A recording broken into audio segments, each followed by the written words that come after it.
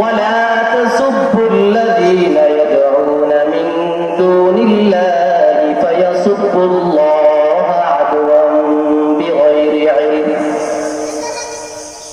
তারা আল্লাহ রাব্বুল আলামিনের পরিবর্তে তাদের দেব-দেবীদেরকে ডাকে। তোমরা কখনো তাদের দেব-দেবীদেরকে ডাকিও না, তোমরা তাদেরকে কখনো গালিগালাজ করিও না। তারা শত্রুতা বশত না জেনে আল্লাহ পাক রব্বুল আলামিনকে গালি দিবে। মানুষ তো দূরের কথা, রাসূলুল্লাহ সাল্লাল্লাহু আলাইহি ওয়াসাল্লাম জীবজন্তুকে পর্যন্ত গালি দিতে নিষেধ করেছেন। রাসূল আরবী সাল্লাল্লাহু আলাইহি ওয়াসাল্লাম বলেন, লা তুসাব্বুদ্দিকা, তোমরা মুরগকে গালিগালাজ করিও না, কেননা মুরগ মানুষকে নামাজের জন্য ঘুম থেকে জাগ্রত করে দেয়। ক্বালা রাসূলুল্লাহ সাল্লাল্লাহু আলাইহি ওয়াসাল্লাম, ইন্না ফুলানাতান তুযকারু মিন কাসরাতি সালাতিহা ওয়া সিয়ামিহা ওয়া সাদাকাতিহা গায়রা আন্নাহা তু'যি জিরানাহা বিলিসানিহা ক্বালা হিয়া ফিন্নার। ক্বালা ইয়া রাসূলাল্লাহ, ইন্না ফুলানাতা তুযকারু কিল্লাতা সিয়ামিহা ওয়া সাদাকাতিহা ওয়া সালাওয়াতিহা ওয়া ইন্নাহা তাসাদ্দাকাত বিল আথওয়ারি মিনাল আqti ওয়া লা তু'যি বিলিসানিহা জিরানাহা হিয়া ফিল জান্নাহ। এক ব্যক্তি রাসূল আরবী সাল্লাল্লাহু আলাইহি ওয়াসাল্লামের দরবারে এসে বলল, ইয়া রাসূলুল্লাহ, অমুক মহিলা সম্পর্কে মানুষের মুখে খুব চর্চা হয়, ওই মহিলার নামাজ রোজা ও সদকার পরিমাণ খুব বেশি, এবং মানুষের মুখে এটাও তার মুখে আলোচনা হয়, সে তার জবান দ্বারা প্রতিবেশীকে কষ্ট দেয়। রাসূল আরবী সাল্লাল্লাহু আলাইহি ওয়াসাল্লাম বলেন, ক্বালা হিয়া ফিন্নার, তাহলে সেই মহিলা জাহান্নামে প্রবেশ করবে। অতঃপর লোকটি বলল, ইয়া রাসূলুল্লাহ, অন্য এক মহিলা সম্পর্কে মানুষের মুখে খুব আলোচনা হয়, তার নামাজ রোজা ও সদকার পরিমাণ খুব কম, সে তার পরিবারের কিছু অংশ অভাবীদেরকে দান করে, সে তার জবান দ্বারা প্রতিবেশীকে কষ্ট দেয় না। রাসূল আরবী সাল্লাল্লাহু আলাইহি ওয়াসাল্লাম বলেন, ক্বালা হিয়া ফিল জান্নাহ, তাহলে ওই মহিলা জান্নাতে প্রবেশ করবে। জবানের আরেকটি অপব্যবহার হলো গালিগালাজ করা। অনেক মানুষ এমন আছে যার কাছে আপন পর নেই, ছোট বড় নেই, মা বাবা নেই, গালি একটা দিতে পারলে নিজেকে বড় বাহাদুর মনে করে, আমি বড় নেতা হয়ে গেছি। গালিগালাজ করাটা তাদের অভ্যাসে পরিণত হয়ে গেছে। উঠতে বসতে চলতে ফিরতে সাধারণ অবস্থায় রাগ গোসা ছাড়া দুই একটি গালি দিয়ে ফেলেন। অথচ রাসূলুল্লাহ সাল্লাল্লাহু আলাইহি ওয়াসাল্লাম হাদিসের বিষয়ে ইরশাদ করেন, সিবাবুল মুসলিমি ফুসুকুন ওয়া কিতালুহু কুফরুন, কোন মুসলমানকে গালি দেওয়া গুনাহের কাজ এবং তাকে হত্যা করা কুফরের কাজ। মুসলমান তো দূরের কথা, আল্লাহ পাক রব্বুল আলামিন কাফিরদেরকে পর্যন্ত গালি দিতে নিষেধ করেছেন। আল্লাহ পাক রব্বুল আলামিন কুরআনুল কারীমের ভিতরে বলেন, ওয়ালা তাসুব্বুল্লাযীনা ইয়াদউনা মিন দুনিল্লাহি ফায়াসুব্বুল্লাহা আদওয়ান বিগাইরি ইলম। তারা আল্লাহ রব্বুল আলামিনের পরিবর্তে তাদের দেব-দেবীদেরকে ডাকে। তোমরা কখনো তাদের দেব-দেবীদেরকে ডাকিও না, তোমরা তাদেরকে কখনো গালিগালাজ করিও না। তারা শত্রুতা বশত না জেনে আল্লাহ পাক রব্বুল আলামিনকে গালি দিবে। মানুষ তো দূরের কথা, রাসূলুল্লাহ সাল্লাল্লাহু আলাইহি ওয়াসাল্লাম জীবজন্তুকে পর্যন্ত গালি দিতে নিষেধ করেছেন। রাসূল আরবী সাল্লাল্লাহু আলাইহি ওয়াসাল্লাম বলেন, লা তুসাব্বুদ্দিকা, তোমরা মুরগকে গালিগালাজ করিও না, কেননা মুরগ মানুষকে নামাজের জন্য ঘুম থেকে জাগ্রত করে দেয়। রাসূল আরবী সাল্লাল্লাহু আলাইহি ওয়াসাল্লাম সম্পর্কে হাদিসের ভিতরে আছে, মা কানা রাসূলুল্লাহ সাল্লাল্লাহু আলাইহি ওয়াসাল্লাম ফাহিশান ওয়ালা মুতাফাহিশান। রাসূল আরবী সাল্লাল্লাহু আলাইহি ওয়াসাল্লাম ইচ্ছায় অনিচ্ছায় কোনো অবস্থাতে অশ্লীল কথা বলতেন না। সর্বপ্রথম আমাদের সামনে গুরুত্বপূর্ণ নসিহত পেশ করবেন চট্টগ্রাম থেকে আগত হযরত মাওলানা সাইফুল ইসলাম সাহেব। হযরত মাওলানা সাইফুল ইসলাম সাহেব, আমরা সবাই হযরতের বয়ানকে খুব গুরুত্ব সহকারে শুনব।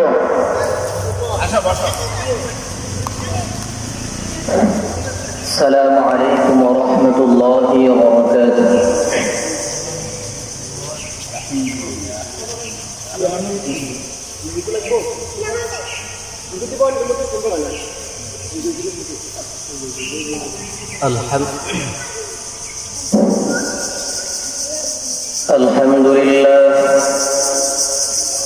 الحمد لله الذي جعل الشمس والقمر بحسبان والنجم والشجر يسجدان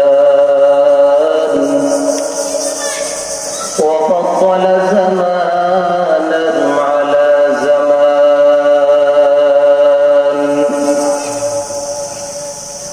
كما فضل مكانا على مكان وإنسانا على إنسان ونشهد أن لا إله إلا الله وحده لا شريك له لا ضد له ولا ند له ولا مثل له ونشهد أن سيدنا وسندنا وحبيبنا وحبيب ربنا وطبيبنا وطبيب قلوبنا ومولانا محمدا عبده ورسوله الذي أرسله بالحق بشيرا ونذيرا وداعيا إلى الله بإذنه وسراجا منيرا اللهم صل على محمد النبي الأمي وعلى آله وسلم تسليما وبعد فأعوذ بالله من الشيطان الرجيم بسم الله الرحمن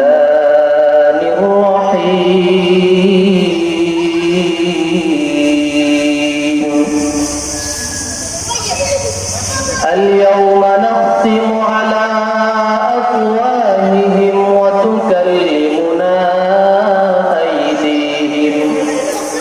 وتكلمنا أيديهم وتشهد أرجلهم بما كانوا يكسبون وقال النبي صلى الله عليه وآله وسلم من يضمن لي ما بين لحييه وما بين رجليه أضمن له الجنة أو كما قال النبي عليه الصلاة والسلام صدق الله مولانا العظيم وصدق رسوله النبي الأمي الكريم ونحن على ذلك من الشاهدين والشاكرين والذاكرين والحمد لله رب العالمين سبحانك لا علم لنا إلا ما علمتنا إنك أنت العليم الحكيم رب اشرح لي صدري ويسر لي أمري واحلل عقدة من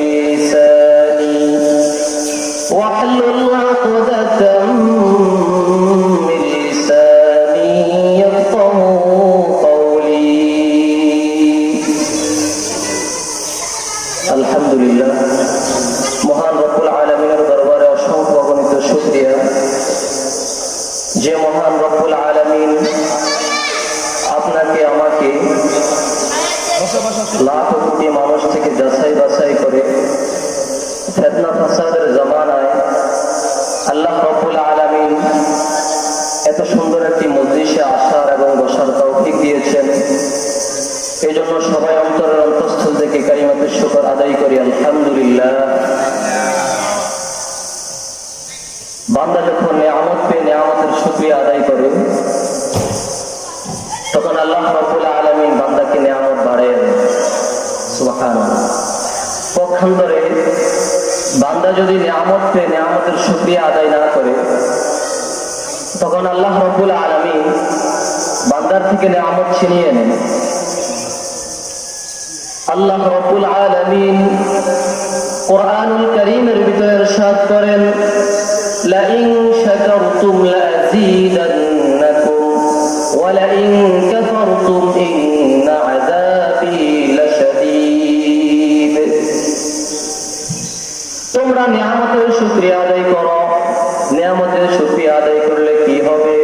লাযীদান্নাকুম, আমি আল্লাহ রাব্বুল আলামিন তোমাদেরকে নিয়ামত বাড়ায় দেব, সম্প্রসারিত করে দেব। ওয়া লাইন কাফারতুম, আর যদি নিয়ামতের অকৃতজ্ঞ হও, নিয়ামতের শুকরিয়া আদায় না করো, তোমাদের থেকে নিয়ামত ছিনিয়ে নেব।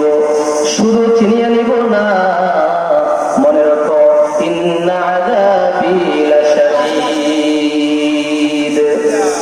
নিশ্চয় আমার আযাব বড় কঠিন। আল্লাহ রাব্বুল আলামিন বান্দাকে এত অসংখ্য গণিত নিয়ামত দান করেছে। একটা বান্দা যদি খেয়াল করে তার 3.5 হাত ঘড়ির ভিতরে কেমন নিয়ামত আল্লাহ রাব্বুল আলামিন দান করেছেন, মাথা থেকে পাও পর্যন্ত যদি খেয়াল করি ভাই, 2টা চক্ষু দিয়ে আল্লাহ রাব্বুল আলামিন আমাদেরকে এত অসংখ্য গণিত নিয়ামত দান করেছে। আল্লাহ রাব্বুল আলামিন সূরা কাফের ভিতরে বলেন, কুল্লাউ কানাল বাহরু মিদাদান লিকালিমাতি রাব্বি লানাফিদাল বাহরু ক্বাবলা আন তানফাদা কালিমাতু রাব্বি ওয়ালাউ জি'না বিমিথলিহি মাদাদা। ও দুনিয়ার বান্দা বান্দীরা, আমি তোমাদেরকে এত অসংখ্য গণিত নিয়ামত দান করেছি। সমুদ্রের ভিতরে যত পানি আছে, পানিগুলোকে যদি তোমরা কালি বানাও, এরপর যদি আল্লাহ রাব্বুল আলামিনের নিয়ামত দেখা শুরু করো, তোমাদের সমুদ্রের পানি দিয়ে কালি শেষ হয়ে যাবে, কিন্তু আল্লাহ রাব্বুল আলামিনের নিয়ামত থেকে শেষ করতে পারবা না। আল্লাহ পাক রব্বুল আলামিন সূরা লুকমানের ভিতরে বলেন, ওয়ালাউ আন্নামা ফিল আরদি মিন শাজারাতিন আকলাম ওয়াল বাহরু ইয়ামুদ্দুহু মিন বা'দিহি সাব'আতু আবহুরিন মা নাফিদাত কালিমাতুল্লাহ ইন্নাল্লাহা আযীজুন হাকীম। ও দুনিয়ার বান্দা বান্দীরা, আমি আল্লাহ পাক রব্বুল আলামিন তোমাদেরকে এত নিয়ামত দান করেছি। সারা পৃথিবীর ভিতরে যত গাছ আছে, গাছগুলোকে যদি তোমরা কলম বানাও, সমুদ্রের ভিতরে যত পানি আছে, পানিগুলোকে যদি তোমরা কালি বানাও, এরপর যদি আল্লাহ রাব্বুল আলামিনের নিয়ামত দেখা শুরু করো, তোমাদের গাছের বানানো কলম শেষ হয়ে যাবে, পানি দিয়ে কালি বানানো কালি শেষ হয়ে যাবে, কিন্তু আল্লাহ রাব্বুল আলামিনের নিয়ামত থেকে শেষ করতে পারবা না। আল্লাহ রাব্বুল আলামিন সূরা ইব্রাহিমের 34 নম্বর আয়াতের ভিতরে বলেন, ওয়া ইন তাউদ্দু নি'মাতাল্লাহি লা তুহসুহা, আমি তোমাদেরকে এত অসংখ্য অগণিত নিয়ামত দান করেছি, যে নিয়ামত তোমরা গণনা করে শেষ করতে পারবা না।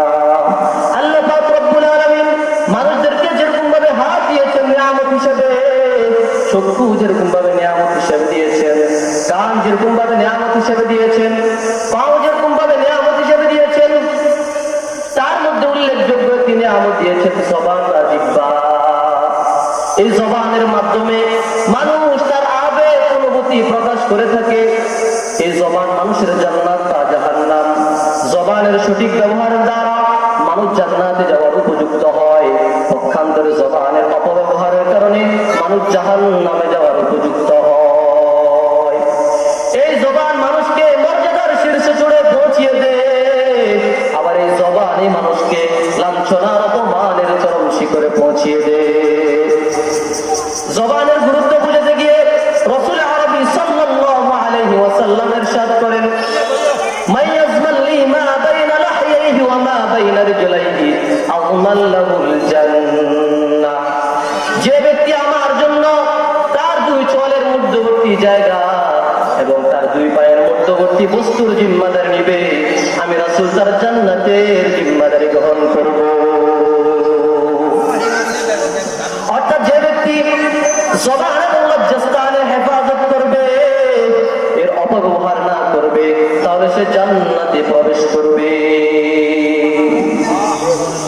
এই জবানের ব্যবহারের দ্বারা কেউ জান্নাতে যাবে, আবার এই জবানের অপব্যবহারের কারণে কেউ জাহান্নামে যাবে। রাসূল আরবী সাল্লাল্লাহু আলাইহি ওয়াসাল্লাম মুসনাদে আহমদের ভিতরে ইরশাদ করেন, قال رسول الله صلى الله عليه وسلم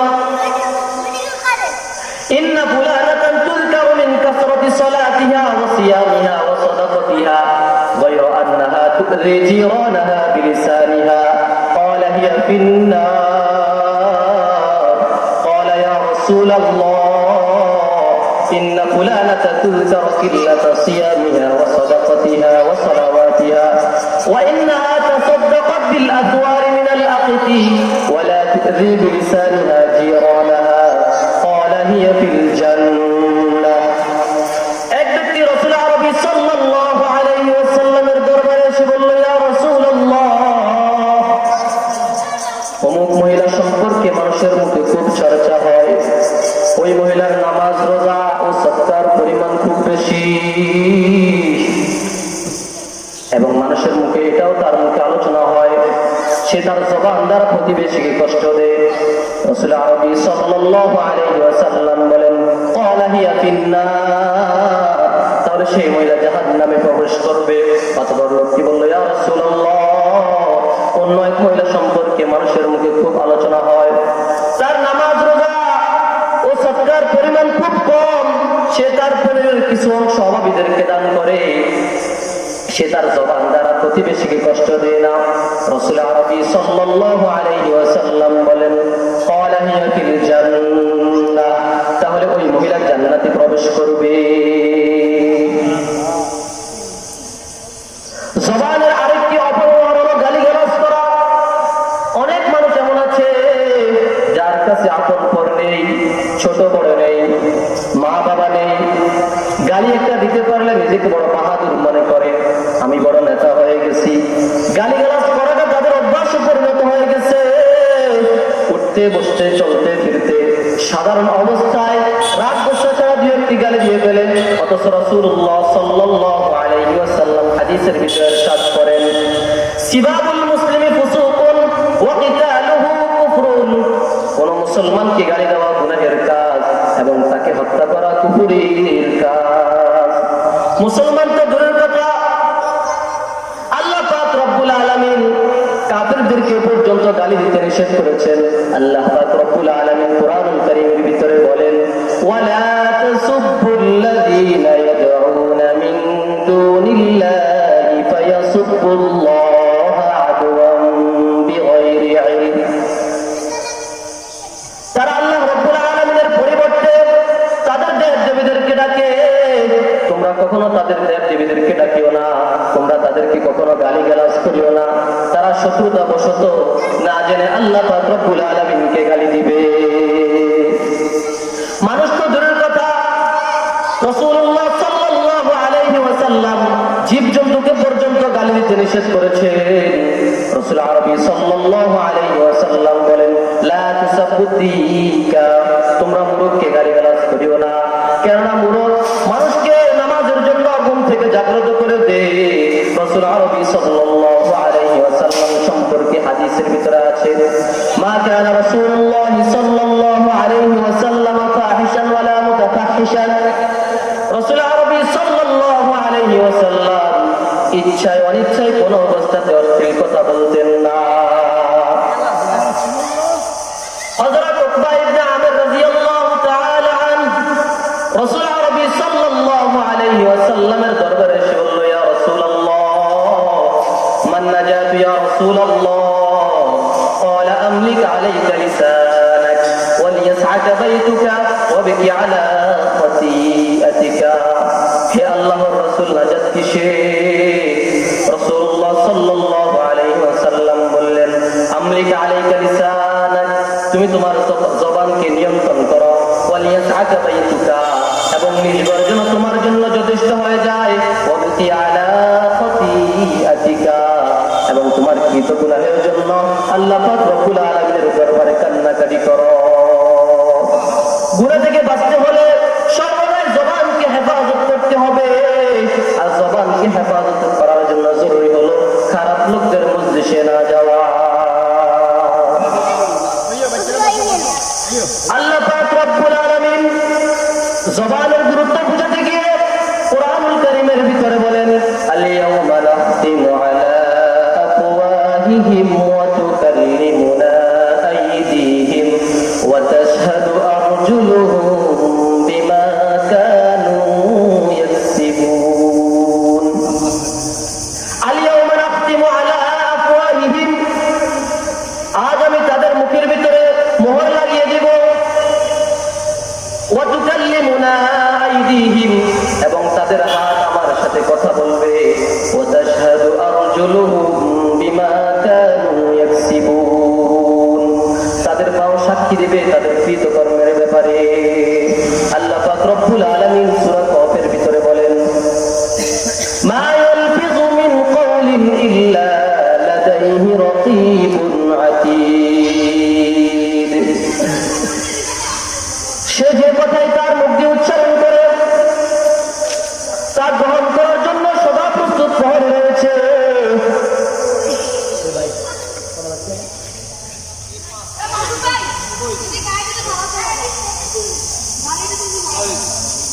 মা ইয়ালফিযু মিন কওলিন ইল্লা লাদাইহি রাকীবুন আতীদ।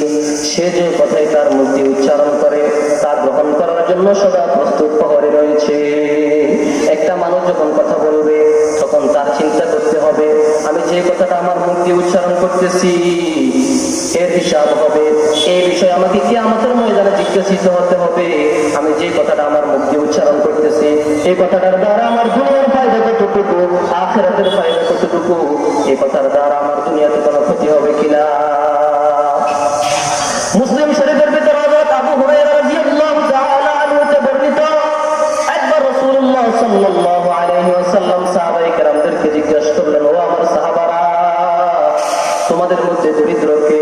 সাহাবায়ে কেরাম আরজ করলেন, ইয়া রাসূলুল্লাহ, আমরা তো তাকেই দরিদ্র মনে করি যারা টাকা পয়সা নাই, অর্থ সম্পদ নেই, তাকেই তো আমরা দরিদ্র মনে করি। রাসূলুল্লাহ সাল্লাল্লাহু আলাইহি ওয়াসাল্লাম বললেন, না না, আমার উম্মতের মধ্যে সবচাইতে দরিদ্র হচ্ছে ওই ব্যক্তি যে লোকটা কিয়ামতের ময়দানে নামাজ, রোজা ও যাকাতের ভান্ডার নিয়ে উপস্থিত হবে, কিন্তু তার অবস্থা হলো সে কাউকে গালি দিয়েছে, কারো ব্যাপারে মিথ্যা অপবাদ দিয়েছে, কারো মাল অন্যায়ভাবে আত্মসাৎ করিয়েছে, যার কারণে তার নেক আমল সমূহতে একে একে অনেককে দিয়ে দেওয়া হবে। এইভাবে অন্যের হক আদায় করতে গিয়ে যদি তার নেক আমল সমূহ শেষ হয়ে যায়, তথাপিও হক তার বাকি থেকে যায়, তাহলে তার নেক আমল তাদের উপরে চাপিয়ে দেওয়া হবে, পরিশেষে পাপের আধিক্যের কারণে তাকে জাহান্নামে নিক্ষেপ করা হবে। জিকরুল্লাহ দ্বারা জবানের হেফাজত করতে হবে। আল্লাহ পাক রব্বুল আলামিন সারা পৃথিবীতে যত মাখলুক সৃষ্টি করেছেন সব মাখলুক আল্লাহ রব্বুল আলামিনের জিকির করে, কিন্তু আমরা হতভাগা, আল্লাহ পাক রব্বুল আলামিন আমাদেরকে আশরাফুল মাখলুকাত হিসেবে সৃষ্টি করেছেন, কিন্তু আমরা আল্লাহ রব্বুল আলামিনের জিকির করি না। আল্লাহ পাক রব্বুল আলামিন কোরআনুল কারীমের ভিতরে বলেন, ইয়া আইয়ুহাল্লাযীনা আমানু যিকুরুল্লাহা যিকরান কাসীরা ওয়া সাব্বিহুহু বুকরাতাও ওয়া আসীলা। হে ঈমানদারগণ, তোমরা বেশি থেকে বেশি জিকির পাঠ করো, وسبحوه بكرة وأصيلا এবং সকাল সন্ধ্যা আমার তাসবিহ পাঠ করো। চলতে ফিরতে সর্ব অবস্থা আল্লাহ পাক রব্বুল আলামিনের জিকির করব। আল্লাহ পাক রব্বুল আলামিন অন্য আয়াতের ভিতরে বলেন আল্লাযীনা আমানু ওয়া তাতমাইন্নু কুলুবুহুম বিযিকরিল্লাহ আলা বিযিকরিল্লাহি তাতমাইন্নুল কুলুব। জিকিরের দ্বারা অন্তর সমূহ প্রশান্তি পায়, জিকির সমূহ অন্তর দ্বারা প্রশান্তি পায়। এই জন্য ভাইরা আমার, জবানকে নিয়ন্ত্রণ করতে হবে। কথা বলার সময় একটু ভেবেচিন্তে কথা বলতে হবে। আমি যে কথাটা আমার মুখ দিয়ে উচ্চারণ করতেছি, এই কথাটার দ্বারা আমার দুনিয়ার ফায়দা কতটুকু, আখিরাতের ফায়দা কতটুকু। যখন প্রত্যেকটা কথা চিন্তা ভাবনা করে বলবো, তখন আমাদের গুনাহ কম হবে। অনেক মানুষ নামাজ রোজা অনেক কিছু করে, কিন্তু মানুষকে জবান দ্বারা কষ্ট দেয়। এই জন্য ভাইরা আমার, জবানকে হেফাজত করতে হবে। জবান দ্বারা বেশি বেশি ভালো কাজ করতে হবে, জিকির করতে হবে, সর্ব অবস্থায় জিকির করতে হবে। আপনি কাজ করতেছেন হাত দিয়ে, জবান তো আর কাজ করতেছে না। জবান দিয়ে পড়ুন না লা ইলাহা ইল্লাল্লাহ, লা ইলাহা ইল্লাল্লাহ। মুসা আলাইহিস সালাতু ওয়াস সালাম আল্লাহ পাক রব্বুল আলামিনকে বলেন, আল্লাহ আমি আপনার কিভাবে নৈকট্য বান্দা হতে পারবো? আল্লাহ পাক রব্বুল আলামিন বলেন, ও মুসা, তুমি বেশি বেশি লা ইলাহা ইল্লাল্লাহ পাঠ করো। মুসা আলাইহিস সালাম বলেন, আল্লাহ এই কালিমা তো পূর্ববর্তী নবীদেরকে দান করেছেন, আমাকে বিশেষ একটি কালিমা দান করেন। আল্লাহ পাক রব্বুল আলামিন বলেন, ও মুসা, তুমি কি জানো না এই কালিমার ভারিত্ব কত, এই কালিমার ওজন কত? 7 আসমান 7 জমিনকে যদি এক পাল্লায় রাখা হয়, অপর পাল্লা যদি লা ইলাহা ইল্লাল্লাহকে রাখা হয়, 7 আসমান 7 জমিন থেকে লা ইলাহা ইল্লাল্লাহ পাল্লায় বাড়ি হয়ে যাবে। এই জন্য মুরব্বিয়ানে কেরাম সর্ব অবস্থায় জিকির করতে